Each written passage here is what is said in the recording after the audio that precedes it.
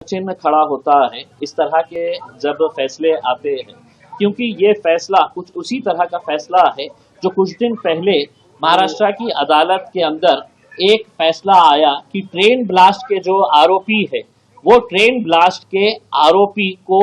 19 साल के बाद, जो जेल के अंदर थे 19 साल तक, उनको रिहा कर दिया गया। ये बताया गया कि आप निर्दोष है करके। महाराष्ट्र सरकार फौरन सुप्रीम कोर्ट में भागी और कहा कि हमको ये फैसला मंजूर नहीं है, और बिल्कुल सही तरीके का उन्होंने ये किया है, क्योंकि 19 साल कुछ लोग जेल के अंदर वहां पर गए थे।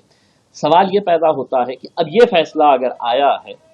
तो इसके बारे में महाराष्ट्र की सरकार क्या करने वाली है, क्योंकि इसमें भी बेकसूर लोगों की जानें गई थी।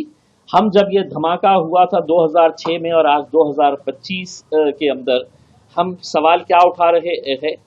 कि आखिर ये किसने किया था, कौन है इसके पीछे, तो हमारे पास जवाब है कि शून्य, हमें कोई नहीं पता है, हमारे आंख पे पट्टी बंधी हुई है। सवाल एटीएस के ऊपर खड़े होते हैं, सवाल एनआईए के ऊपर खड़े होते हैं। हो रहा ये है कि आतंकी कहीं घटना होती है तो शायद